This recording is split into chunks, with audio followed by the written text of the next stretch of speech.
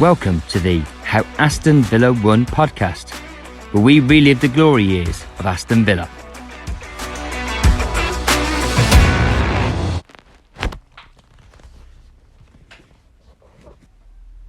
Hello, welcome back, or first time hello to any new listeners. If you are a new listener, go back to the beginning.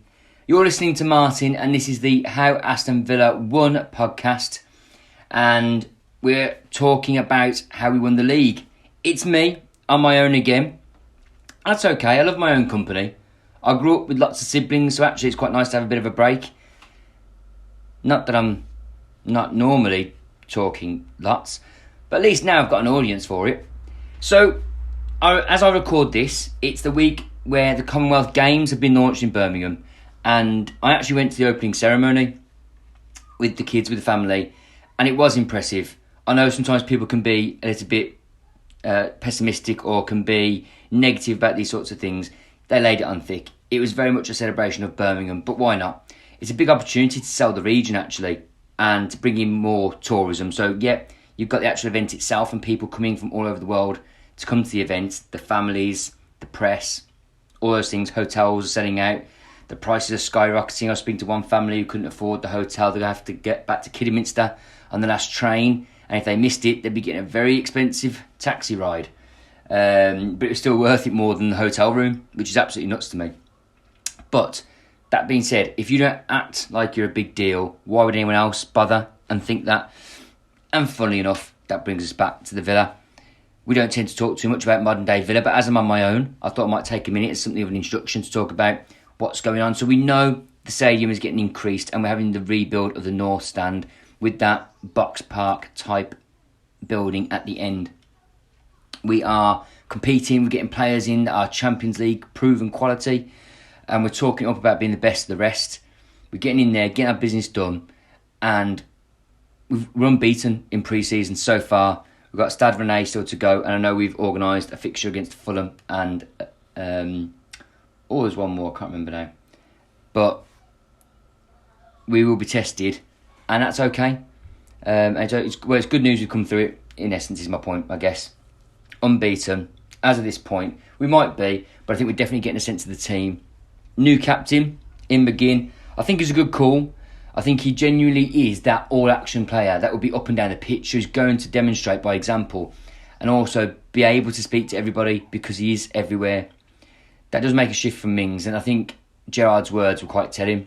Mings needs to focus on his own game, try and make sure he can be the top player we know he can be. And he's got more competition. There's Chambers playing phenomenally well. Carlos is definitely going to be a starter. Konsa's coming back, and you've got the young lads breathing down their necks. So it's going to be a very exciting time to be a Villa fan. And each week, when it comes to that time when they announce the teams, it genuinely will be a bit of a surprise on the occasion. So I'm looking forward to all of that. But as I say, Commonwealth Games are here. We're celebrating Birmingham, what we've provided, what we do, what we can be. And Villa are doing the same. And they're putting themselves out there. They went to Australia. They had lots of fan interactions. They had old boys. They had the current team. You had El Mohammadi representing the club as well, doing press. And that's all important because that's how you help launch that brand and make sure you're getting bums in seats. You've got people buying tickets and merchandise. And all that's important if you're going to keep going the distance. So you can be, again, a bit negative about it and that feeling of losing that more local connection. But we've still got that as well, as much as you can do these days with these sorts of clubs.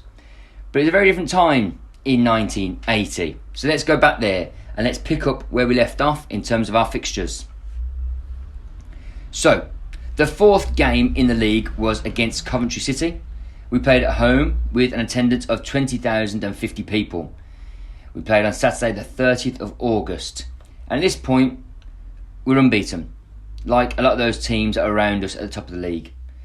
Coventry, coming into this, have been a solid mid-table team for a few years. They finished 7th in 78, 10th in 79, and 16th in 1980. So, you can say they're on a downward slide, but they're still mid-table. Unfortunately, that's a bore draw at half-time, with Gary Shaw scoring in the 65th minute. We have the same starting lineup, and it's the same old story in terms of the start of the season. Villa win with a single goal in the 65th minute from Gary Shaw. So another victory there against Mortimer's old team. After that, then, it's back to the League Cup round 2, and we take on Leeds again in the follow-up fixture. We're away this time with an attendance of 12,236, probably the lowest we've come across so far. That said, it is a midweek fixture, and transport wouldn't have been what it was. It would have been hard for fans to get there. So this took place on Wednesday, the 3rd of September. This was a bit more lively. Leeds opened the scoring with an Arthur Graham goal. We then put it back. Peter With 1-1. Gary Shaw makes it 2-1 before solidifying the victory with a 3-1 win. And there's a rare substitution here where Shaw comes off for Eamon Deasy, probably to rest Shaw, solidify ourselves at the back, just see the game out. Quite a professional decision there from Ron Saunders. I think it's the kind of thing we'd all do, and you certainly would see more of these days. It's mad to think that people didn't bother. They just kept seeing things out with the team. That said, I think we can all testify there's been many a match you've seen where somebody or a few players have been substituted and it costs you. You can either make it too soon or make the wrong choices because you stop chasing the game and you go too defensive. Then we get to game 5 in the league, and this is against Ipswich Town, who would be our biggest rivals of the season, and we would keep swapping places at the top of the league with. We played them away down at Portman Road with an attendance of 23,192 on Saturday the 6th of September. Now, this was a team that were competitive, that were, around in those conversations in the 60s and 70s. They won the league in the 61-62 season and won the FA Cup in 1978. Bobby Robson had taken over in 69 and had been doing a good job with them, build them up. So they finished in 78 in 18th place, 79 in 6th place, and 1980 in 3rd. So they're on that positive trajectory, and they saw themselves as contenders for that title. So they were going for it themselves that season, and they very much believed they could do it. And it was probably solidified by things like this result, where, although it was 0-0 at half time, not long after we came back out, there was an Ipswich goal in the 56th minute from Thyssen, and we lose 1-0. So we've lost our first game. We are therefore bested by the would-be champions if they had their way, and that must have been a bit of a knock for Villa. That seems to have an impact because it follows us then. We go to the 6th game of the season against Everton at home on Saturday the 13th of September, where we play a team that, although historically have had some success, didn't necessarily finish strongly the previous season. They finished 3rd in 78, 4th in 79, and 19th then in 1980. So quite the drop. So they were looking to bounce back and to reassert themselves at the top of the table. We famously played them in the epic 1977 League Cup final, which took 3 games to actually settle. The first one, which was at Wembley itself, was a 0-0 draw, and back in those days you had to replay, no extra time, no straight to penalty shootouts. You had to play the game again, which means rescheduling it, but you'd have it at different grounds. So at Hillsborough for the first replay, let's say, it was 1-1, so a score draw at least, before finally we played at Old Trafford and won 3-2 to take the cup. So bit of a slog there, and shows how close we were to them even at that point, and a lot of the same players were there from both teams. So we played them on Saturday 13th of September with an attendance of 25,673. In the 32nd minute, Lions scored for Everton, and then in the 36th minute, so a 1-2 punch there Eastoe scored for Everton, leaving us with a 2-0 loss. So another loss on the bounce, and this would really go on to affect us in the league then in terms of our positioning. These are two teams now in Ipswich and Everton who are also up amongst those flying high in the league. Psychologically, that's going to have an impact. You know, you'll see that in players, and then it makes you start to doubt yourself. I can't imagine Ron Saunders is a man who would get too excited. I know I've read quotes where players would say he wouldn't get too high with the highs and too low with the lows. And that's what you need to do. And I know that's something that Gerrard himself now is trying to work on as well. But to end our episode today, I'm going to go to the 7th game in the league, which was against Wolves. This was a home match played on Saturday the 20th of September with an attendance of 26,881.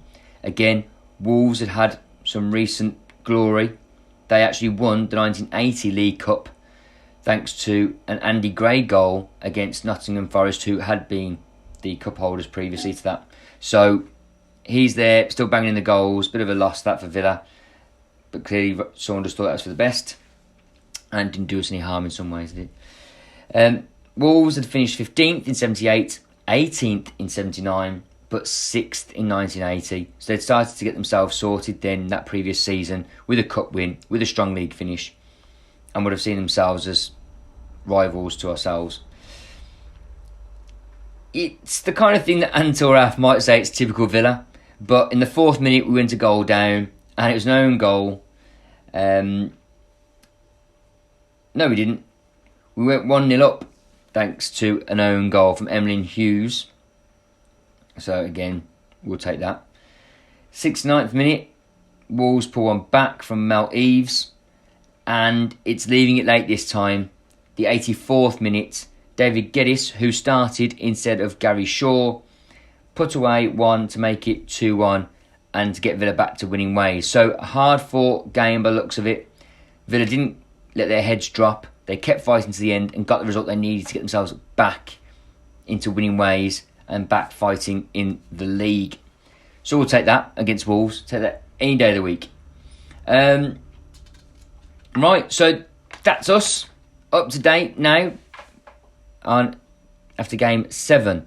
So what does that mean for our league table? How are we looking? Well, it doesn't look amazing, but it is still tight. Ipswich now starting to get a bit of daylight. They are top on 13 points, followed by Nottingham Forest on 10. Southampton and Liverpool are behind them. Everton, and then it's us on 9 points. So you got Forest and Southampton on 10, Liverpool, Everton and ourselves on 9, Man United below us on 8. The only other thing really to point out at this point, it is early in the season. However, the goal difference. Ipswich have got a goal difference of 11. Forest have got one of 10. Just below us, Man United's goal difference is 7. Ours is 1. We've scored 8 and conceded 7, as opposed to Ipswich, who have scored 14 and conceded 3. So outscoring and out-defending us. I wonder if that's going to be the story of the season, and we're just going to get by and just do enough. And just enough is enough. But at the moment, no one would really be impressed by Villa. We're not going out and spanking teams. We're not smashing it. We're just solid. And that's very much a Ron Saunders trait. But we know it's going to bode well for us. And we know it's going to end well. But at this point, you'll be thinking, okay, we've got a decent team. We'll be up there or thereabouts, as people tend to say. So I'm interested to see where it goes next. Right, that's it from me.